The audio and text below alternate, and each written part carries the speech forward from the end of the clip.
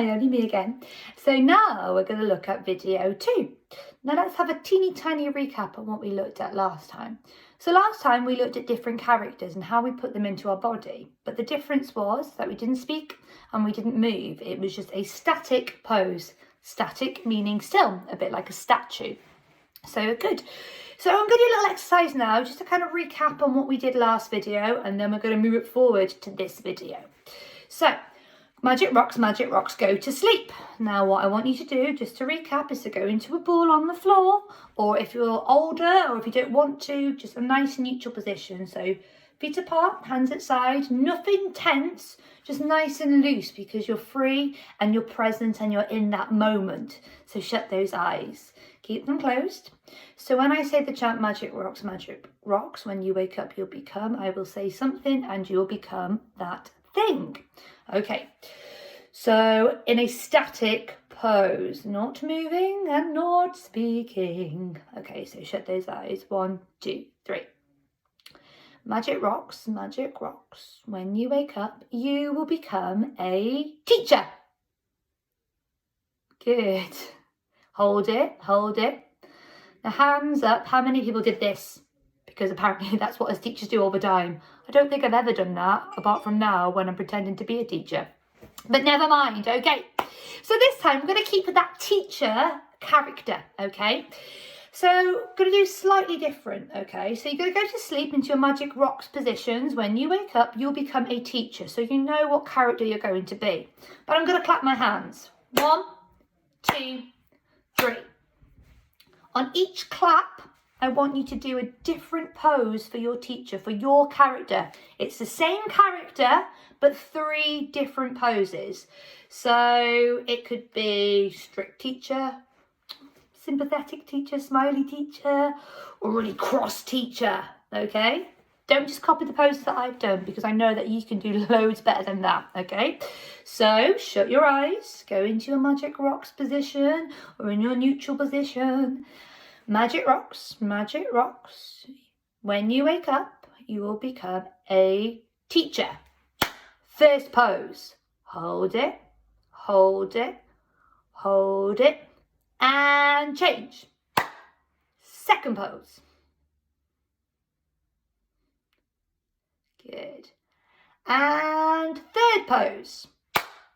Excellent, brilliant, good. So you've looked at doing 3 different poses as one character. Now probably those 3 different poses also looked at 3 different emotions.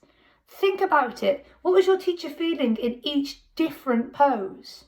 Okay, so we're going to do it one more time. Keep the same 3 poses that you've just done, but this time now think when you're here, or when you're here, or when you're here, or when you're here, whatever your teacher was doing, okay? Think about what they're feeling at that time, okay? Because it should be different, because in every day, we as people feel different things with what's going on around us. Today, you'll probably feel different to what you did yesterday, okay? So really think about the feeling, about that word emotion, of what your teacher character is feeling. So we do it one more time, okay?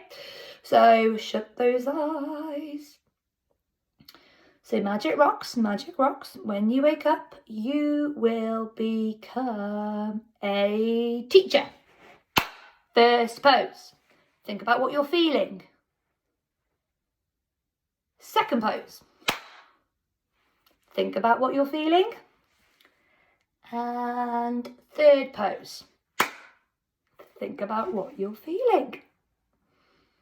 Excellent, good. Now, later on after this video, I want you to write them down, okay? Or discuss it with whoever you've been doing this video with, okay? And maybe if you've got someone else in the room, they can kind of comment on what, as an audience member, they thought what you were feeling and actually what you were feeling. Are they the same? If you were being really cross, did your audience member get that? Or were you feeling something different and they got something different? So therefore, how we as an actor try and make that story a bit more clearer, if that's the emotion that we're trying to portray, that we're trying to get out to our audience. Good. So we've done a lot of things that are static and that are still. So the next part of this video is that we're going to start putting things on its feet, okay? Yet again, the spoken word, speaking, is not important in this. It's about really connecting to our bodies and about putting characters into our bodies. Now, what I want you to do for this next part of the video is to think of your own character. Now, it could be a teacher, it could be a ballerina, it could be... Try not to pick an animal. I'd rather you pick a human, but it could be a princess, a king, a knight, a dragon. Now, theatre trained students, if you have got a main part or a smaller part or a narration part in one of the forthcoming productions, maybe think about that, okay? Maybe think of whatever character you are in one of the Theatre Train productions, maybe use one of those characters. So, for example, if you are the music kid in Fame that Wrexham are doing, if you are in Oklahoma and you're one of the cowboys in that particular dance, if you are in Footloose and you're one of the parishioners, you know, how do you walk, how do you talk, how do you think? Who else have I missed out? And if you're Robin Hood, if you are the Merry Men, which part are you? Which character are you trying to portray? Okay, so try and put the things that you're doing already at Theatre Train into this exercise. And if you're not a Theatre Train member, as I said, pick any type of character that you want, okay? So now what I want you to do is to start off in a pose. So for example, I'm just going to use the teacher pose. But think about your character and think about a starting off position. So if I am crossing my class, I might be like this, scowling, okay? Now, what I want you to do is walk around the space. Now make sure that you have got space, okay? Now's the time to kind of shove chairs and whatever, the cat, your auntie, whoever, out the way. And now we're going to walk in that position, okay?